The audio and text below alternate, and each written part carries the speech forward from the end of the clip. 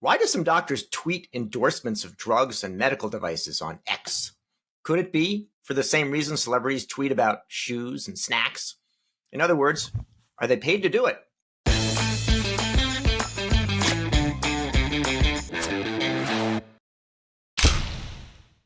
Welcome to CareTalk, America's home for incisive debate about healthcare, business, and policy. I'm David Williams, president of Health Business Group.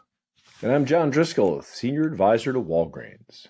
Join the fast-growing CareTalk community on LinkedIn, where you can dig deep into healthcare, business, and policy topics, access CareTalk content, and interact with the hosts, and maybe leave an endorsement, which we will not pay anybody for. And please do be sure to leave us a rating, though, on Apple or Spotify while you're at it. David, you sound like you're stumbling over the CareTalk content. It's not that it's early on Monday morning and you're already challenged by the script. John, I was thinking about whether to call it CareTalk or Cash Talk, given our topic. That's what was, and then that rhymes with Trash Talk. So that's what was getting me messed up. David, we are going to, I would say, dive deeply, but probably thinly into the issue of, can you buy a doctor's endorsement? Yeah. And the issue of conflict of interest. I am shocked that there is some element of corruption suggested by the payment of doctors. Now, this is a little bit of a complicated issue because, of course, we want doctors paid to do research and development around drugs and devices. So what's the issue here? Well, John, there's a recent research letter in the Journal of the American Medical Association that drew my interest to this topic. The esteemed journal of the American Medical Association. It is esteemed, John.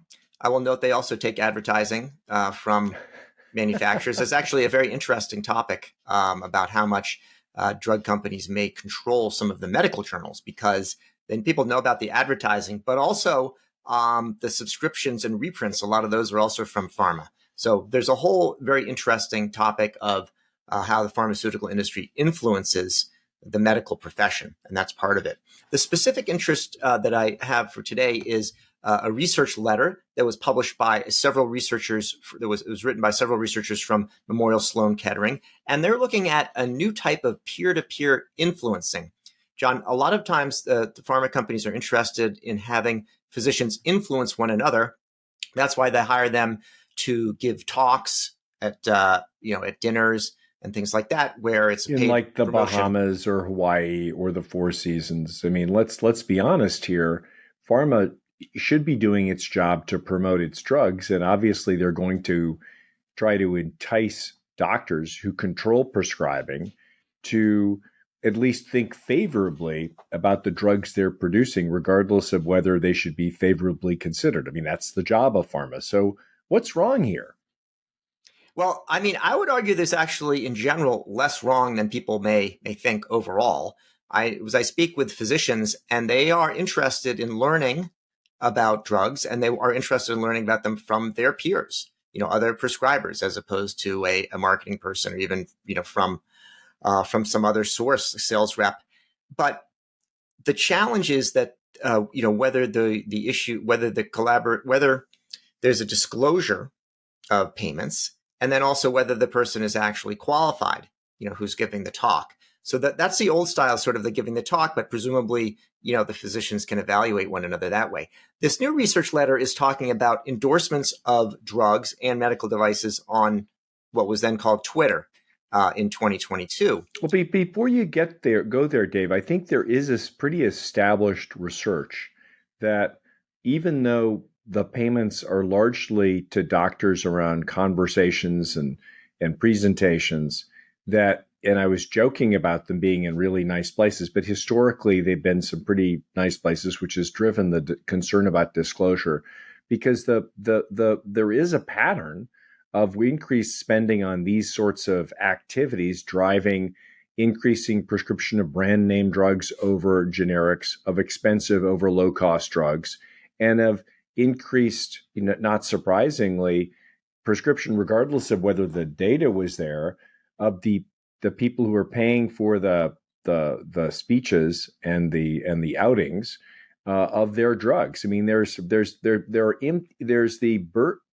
interesting influence of influence, that it isn't always just a pay to play thing, that there is actually a bit of a long shadow where promotion has not always been driven by science. It's driven by the pharma companies again.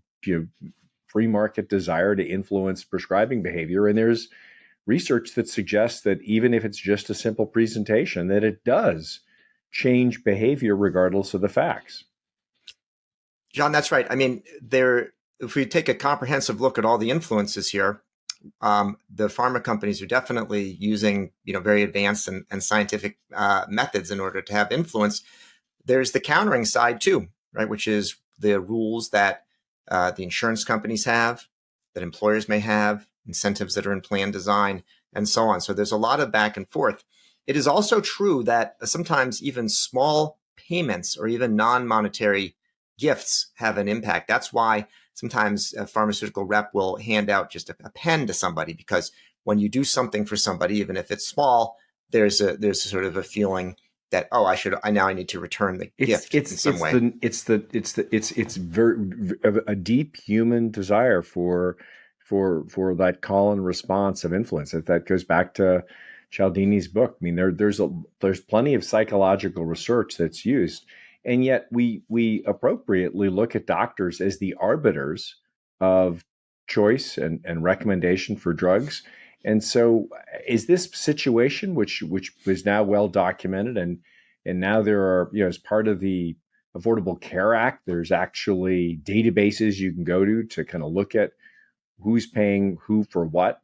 Is this situation getting any better? Because obviously we want pharmaceutical companies to pay doctors to collaborate on development, but perhaps we don't really want them to be influenced by, an excess marketing dollars and a dinner here and a trip there. Yeah. So, I mean, I can't say for sure if it's getting better or not. It appears that, some analysis that's been done of this open payments database seems that it hasn't necessarily changed what's going on. Maybe some of the more egregious sort of examples are there. Physicians certainly look at it themselves, at least to make sure that their own information is accurate, and others may as well.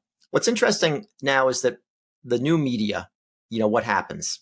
And so a dinner is a well-established kind of an approach, but talking about a drug on X is a new thing, and especially paying someone to do so is new. And just the way that we're looking at how social media is affecting all sorts of things, from mental health to elections to consumer choice, it's worth understanding the impact here.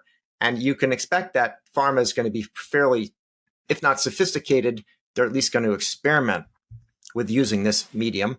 And they are paying physicians to endorse drugs on X. Well, I think the rules around disclosure have gotten better, around speeches, and certainly most companies and hospitals have become much more thoughtful about disclosure and conflict of interest policies. But as usual in social media, there are no guardrails.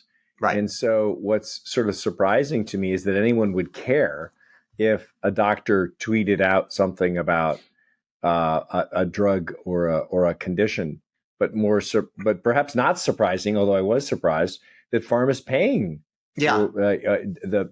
For their kind of tweets for their twits and tweets for hire. I mean, it's sort of wild, and I'd like to believe that, I'd like to hope that doctors aren't influenced by other doctors, but everybody's influenced by peers. For sure. John, what would you rather have the doctors reading about on X? It's gonna be in their stream with whatever else. Maybe it's good that they're reading about drugs. Well, I just think, look, there's enough of a history of bad behavior NPR did a study a bunch of years ago on how a lot of the spokespeople for pharma companies had already been accused of misconduct. There have been investigations of doctors assuming that they were being invited for their expertise and opinions to particular conferences, but they were really just influence sessions on the part of some pharma companies. But I think we should assume goodwill on both sides, but we just need a lot of more disclosure. So yeah, in the same way that you every possible negative condition is disclosed on these direct to consumer ads, even though the more bizarre, the more notable. I think it's total. I think pharma companies should be able to hire doctors as long as they brand the doctors as bought and paid for or supported by those companies that are marketing either the device or the prescription. As long as you know there's a conflict of interest, I think there's less of a concern of a conflict. Maybe, John. It's interesting. Back in the day, of like around the .com boom, and there was a lot of concern about analysts, financial analysts that had an interest, or the firm had an interest in the company they were promoting. They disclosed that, but what they found is that sort of like once it's disclosed, then people are like, okay, well, that's fine. So then now that's disclosed, maybe they must be being honest about it somehow. And so it didn't seem the disclosure does not necessarily have that much of an impact on whether people filter the data. You're or breaking not. my heart. Sorry, John. But but David, I disagree with you. There's got to be some, if I as a doctor know that you're being paid by Pfizer, I'm going to be a little bit more skeptical of whether you're, trying to convince me not to use the Merck drug or the generic because you're bought and paid for by Pfizer. I mean, I don't think we can restrict doctors' First Amendment or rights, and frankly, the engagement of great minds in having these conversations. I just want to know that the great minds are being subsidized by someone who's got a complete conflict, like one of the large manufacturers. I think that the scary part here, David, is like so in so many other parts of our life, there's just no precedent and sort of a working system that anticipates the potential perversions of social media. Yeah. Where we're still getting our arms around, I think, how influential they are as a group, and there are no guardrails. And so where there are guardrails around, literature, there are guardrails around presentations, there's guardrails around, what hospitals and companies will allow doctors to do. There really aren't any on social media. And so the risk is that some AI generated version of Dr. David Williams is going to be bought and paid for by someone who's going to put out something that actually doesn't help me and might hurt me. I mean, I think, frankly, it's kind of scary. What was interesting, John, about this research letter was when they looked at the physicians who were making the endorsements, there were half of them had no publications that were related to the drug or device they were endorsing. Which means they've neither done the research or the work to put themselves in the position of being an expert, right. Presumably. Yeah.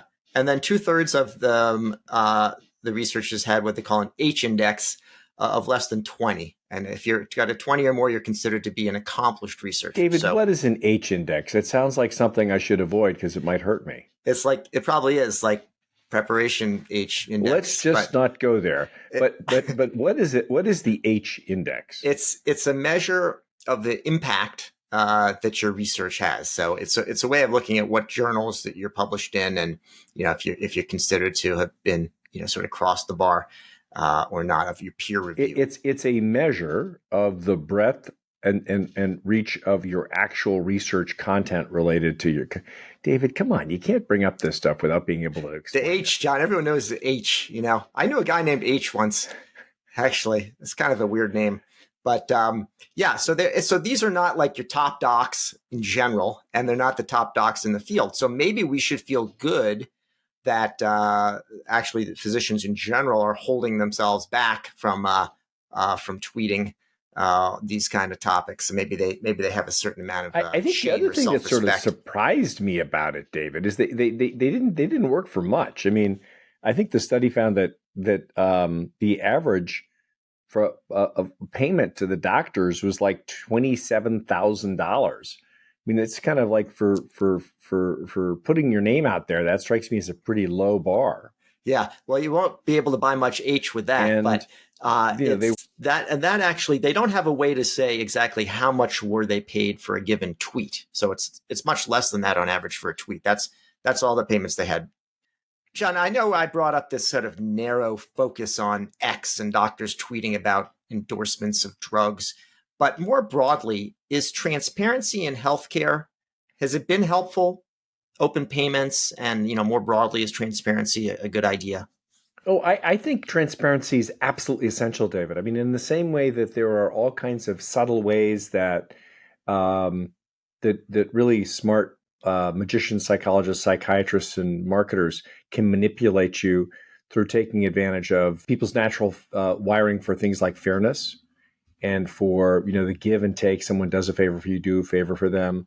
I think there's the flip side of that is with disclosure comes a much more clear-eyed realism about what's going on in these situations of potential and real manipulation and corruption. It puts you in a position to actually be empowered to frame up, is this a situation where someone has actually been paid $250,000 to do critical research and they are really in a position to be an expert and they published on it. They've not been accused or convicted of any form of misconduct, but they're really credible experts, or whether you're just being influenced by some sham AI generated good-looking doctor in a white jacket, what looks like a good-looking doctor in a white jacket and a stethoscope that gets no use. I mean, that's just being a shill for a particular marketer. I think it empowers patients, it empowers doctors, and it gives back the power of an honest conversation, because these are tricky issues. We want doctors to be involved in research. We want them to be advocates for the care and the devices and the drugs that they believe in. But I think that it's super important. And the flip side is that I think we're blind and disempowered if we don't have that disclosure. I think transparency is a good idea, John. I like it. And it does give an opportunity to look up your own physician or people that you're considering working with. So it does provide that opportunity. There's some, I think, policymakers who put too much of an emphasis on what transparency is going to do. And if you just disclose things or make people disclose it, including beyond payments from pharma, but also things like disclosing prices and other contractual agreements, they think then the free market's going to take care of everything from there. And I think it's limited. It's important. I like to have it, but the impact is actually fairly limited.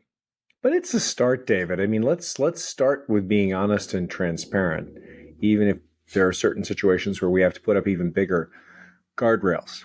And I think that there's sometimes doctors honestly have been pilloried for really important critical work that they're doing at the edge just because they happen to be paid by the people with the resources to support that research. But more often than not, we are one tick behind as patients. The undue influence of marketing over real progress and research. Good. Well, we wouldn't want to do any care talking under the influence. So with that, we'll say that's it for yet another episode of Care Talk. We've been talking today about transparency, tweeting, Xing, and so on. I'm David Williams, president of Health Business Group. And I'm John Driscoll, senior advisor at Walgreens. If you liked what you heard or you didn't, we'd really appreciate it if you subscribe on your favorite service.